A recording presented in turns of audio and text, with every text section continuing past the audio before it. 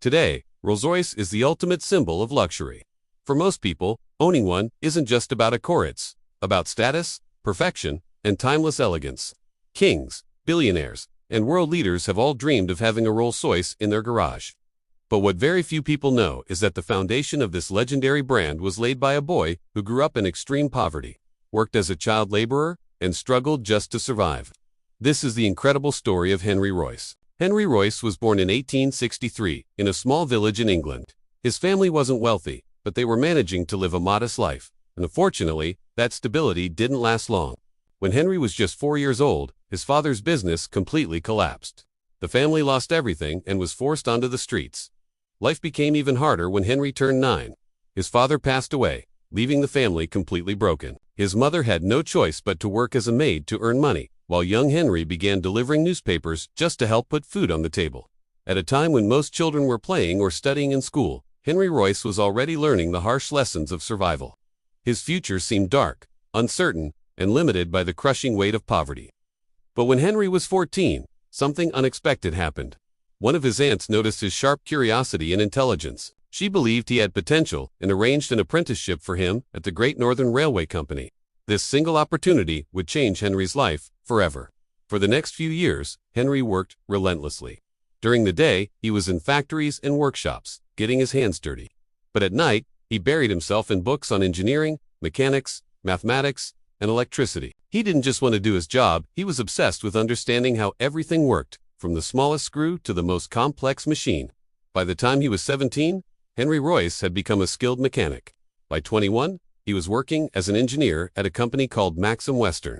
His talent was obvious to everyone around him, but the company soon faced financial trouble and was on the verge of shutting down. Henry had offers to work elsewhere, but instead of choosing the safe path, he took a massive risk. With his life savings of just £20, Henry Royce started his own small electrical engineering business in Manchester. The company was called F.H. Royce & Company, and one of his friends joined him as a partner. In the beginning, survival was the only goal. Henry repaired sewing machines, installed electrical fittings, and took any work he could find. But he noticed something important. The demand for electrical components and lighting systems was rapidly increasing. Seeing this opportunity, Henry began manufacturing his own electrical parts, like clamps, lamp holders, and doorbells. His obsession with quality made his products stand out immediately. Slowly but surely, the business began to grow. By the year 1900, the company's sales had crossed £20,000, a massive achievement for a man who once lived on the streets. Henry was finally building a stable life. He had a family, expanding operations, and plans to build an even larger factory. Then, everything changed again. In the early 1900s, German and American companies entered the British electronics market. Fierce competition drove prices down, and Henry's business began to collapse under the pressure. The stress took a severe toll on his physical and mental health. His doctors advised him to rest and get more fresh air. To help him travel more comfortably, they suggested he buy a car. Henry purchased a French-made car, but he was deeply disappointed. The car was noisy, unreliable, and poorly engineered. For a perfectionist like Henry Royce, this was completely unacceptable. Instead of just complaining, he started modifying the car himself. Then he redesigned it completely. The result was a machine that was quieter, smoother, and far more reliable than the original. That moment sparked a bold realization. Henry Royce could build a better car than anything available at the time. He assembled a small team and began working on his own automobile design. After months of intense effort, his first two-cylinder car was ready for testing. When it hit the road, it performed flawlessly, covering long distances without any issues. Henry built a few more cars, refining the design with each version. The engineering quality was exceptional, but Henry lacked one crucial thing: the ability to sell these cars to the world. That's when Charles Rolls entered the story. Charles Rolls was a wealthy businessman, a passionate motor enthusiast, and a dealer of high-quality cars. When he saw Henry Royce's vehicle at an exhibition, he was stunned. He immediately recognized that Henry was a rare engineering genius. Rolls had been searching for a British luxury car that could rival the best in the world. After meeting Henry and inspecting the cars closely, he knew he had found the right partner. Together, they agreed to form a partnership. The cars would carry both their names. Rolls-Royce was born.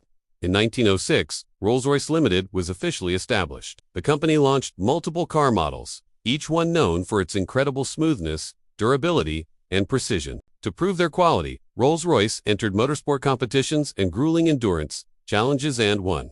Their reputation for excellence spread like wildfire. Later that year, Rolls-Royce introduced a car that would change automotive history forever, the Silver Ghost. It was unbelievably quiet, smooth, and reliable. To prove its durability, the company put it through an endurance test, covering tens of thousands of kilometers without a single failure. The Silver Ghost became known around the globe as the best car in the world. Royals, industrialists, and leaders all wanted one. Just as success peaked, tragedy struck.